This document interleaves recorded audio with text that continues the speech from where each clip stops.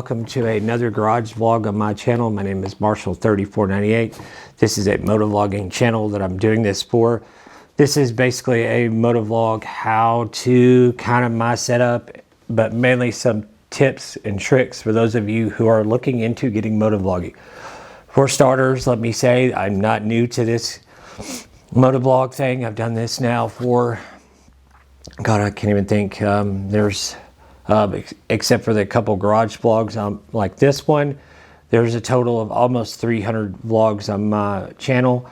I started out with the side mount little Cena thing with just a camera on it, and went on from there. Now I run a 2-camera setup, an A camera, which is what this is, the one that you see the most of, and a B camera above the dash. Right here is where it's mounted of my 2016 Yamaha FJR 1300. So this is just like some tips and tricks on kind of my setup. And like I said, for those of you who are looking into new way of getting this and some help along the way, the number one thing, no matter how boring you think your motovlogs are, trust me, I know, or less entertaining you are, or how much they suck, or how many times you slip up with words, it's going to happen. It's part of life. We're not human beings. We're not journalists for a living.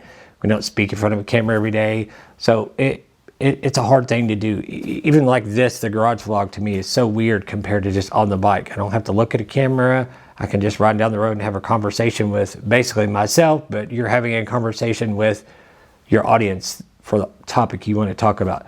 Try to think of a topic in your head, even if you have to make a notepad thing on your phone to write it down on, or whatever, to remember that topic. Maybe if you want to put some key points, try to memorize that. Look at your notes before you start filming. Maybe some key points you want to talk about and relate to that. Maybe some specs, because trust me, when you're doing motovlog, if you say a bike weighs 451 pounds and it weighs 452.3, somebody's going to call you out about it and say no, or they're going to say no, that's dry weight, not wet weight, whatever. Trust me. But the main thing of your motovlog, what you want to concentrate on is, one, try to stay with a topic. Like I say, try to get across some key topics. The main thing you want to do with is have decent equipment. You don't have to have the GoPro latest Hero 11. I actually filmed with a refurbished Amazon GoPro Hero 8. Nothing special. I went through and all my settings and adjusted everything. There's lots of YouTube settings out there. I'll even put my settings that I use in the description below if anyone's want to know. It's not anything special. As far as your ISO and mid and max and all that stuff, I won't try to get into that or try to remember what I film in, but I can tell you, as of filming this video, I film in 2.7K at 60 frames per second. I run a SanDisk Extreme SD card. But the main thing, the number one thing you want to focus on, other than making sure your equipment's set up in the right angle, is two things. Like I said, right angle, and I'll give you a little tip that I use. You may not be able to see this on camera, but I'll do my best. Right there, see if I can get it very close to it. You see the little silver Sharpie lines? That's so when I go out to motovlog, I literally figured out a angle that I liked, that I could see the position of the dash and blah, blah, blah on the road and how I hold my head. And I played with that. And then when I found a setting that I liked, I took a silver Sharpie and marked on the GoPro mount, which has 3 little ears sticking up like this, and then the 2 that go between them, and I marked that line all the way across. And then right now I have it loose so I can show you on camera, but literally right before I go to put the GoPro on, I tighten that up, and that line is relatively straight across. So it doesn't have to be exactly perfect. If it's off a little bit here or there, you'll never know. But as long as it's really close, then your angle is correct every time for the most part.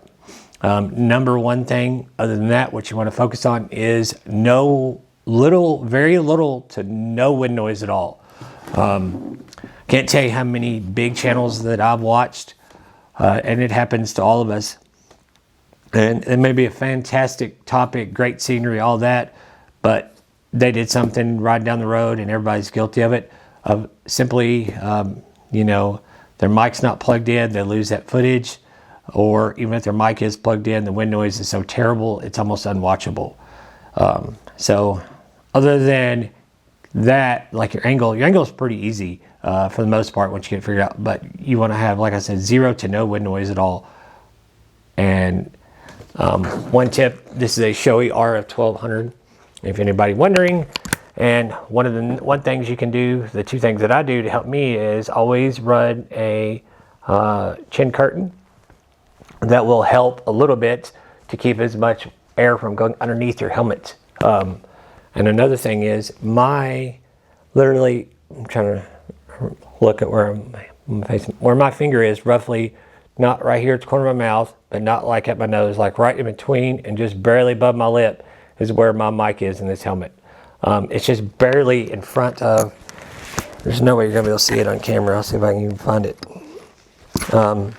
It's hard to see with the lights on. But literally, it's like right, almost in the center of the helmet. So, like, yeah, it's maybe the very end of it is sticking out about that, from the very end of it this way, the farthest end away from it, sticking about that far out of the cheek pad. So that gets it close to your mouth. A lot of people say they put it right behind the cheek pad, but I don't know if I just don't talk loud enough or what, but you know, it's not very loud for me for that part. Plus, the closer you get it to this part, I think, to this part of your helmet versus here, where you have, you know, air coming up, you're getting it away from the wind noise and right above the chin curtain. I think that may help in my particular setup too, on the bike I ride and the way that I like to speak at the volume. And I also think I literally like, let me set this out of the way. What I have on mine too, you see this mic that I'm wearing here. Hopefully I'm not touching it with my finger, making everybody's ears go crazy now. Sorry. But I wrote a Purple Panda wired mic on my particular setup, and there's a cover, a little small one like that, and then there's another one that goes over it. So it's double covered. So it has a small one, and then it has another one over that that's even bigger. And I think that mitigates the lowest possible wind noise that I use. And another thing, make sure, I've done this myself, we all have, make sure when you go out to go film, make sure, like this is a media mod on my Hero 8, make sure that part, listen for the click, and then the other click where it plugs in, the adapter, this piece here that actually plugs in the helmet itself, make sure both those in, make sure you hear that click, because it can be on, and you think it's on, and then you go out ride, and it's a bunch of crackling or no audio at all. So make sure before you do that, both those things, that they're plugged in. That way you know your audio. I do it every time before I leave, right before I put my helmet on. I'll literally, in the garage, before I start the bike up or anything, I'll listen for that click. And you hear that click on both sides, you're good to go. Another thing that will help is these are ND filters. I will put this in the link in the description. These will work with a media mod also. Believe it or not. Oh yeah, duh. Already got one on the helmet. Sorry. But these are by magnet. It comes with like a little stick-on ring with a magnet.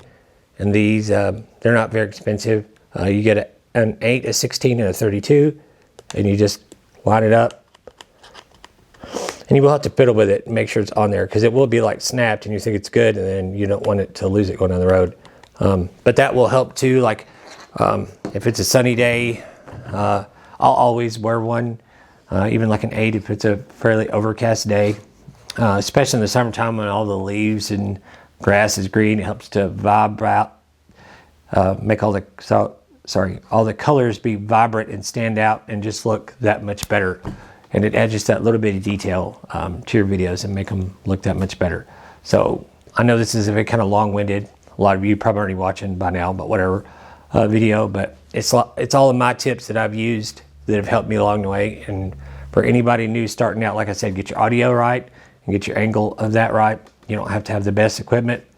A GoPro 8 and above, like with a media mod, like you use like that, it's perfectly fine. Even bigger YouTubers, way bigger than me, that have 250,000 subs or more, motovloggers. That's all they used to. Richie Vita, awesome guy from England, does all the wild bad touring stuff, and to get together, he uses a Hero 8 on his helmet. So that ought to tell you something. So on that, guys, thanks for watching today's garage vlog. If you're not already done so, please like, share, and subscribe. Leave a comment down below and let me know what you think. If you got any questions, I'll be more than happy to help you on that, guys. Hopefully your setup does well. Riding season is starting, so you'll have plenty of time to go out and test your setup and get it working to the best of your ability, and get you out on the bike and do testing. And if that test doesn't work, then try something else the next time. It might take 10 times. It took me 7 or 8 times to get this down, and I was like, oh, I finally got it. And when you do figure out that it works best for you, it makes it that much more special, knowing that you put a product out there that everybody can enjoy. Whether your motovlog's entertaining or not, at least you put quality out there instead of quality. I mean, quantity, you know what I mean. I said it backwards. Quality content out there instead of quantity. Sorry. On that, guys, ride safe, have fun. We'll see you next one. See you.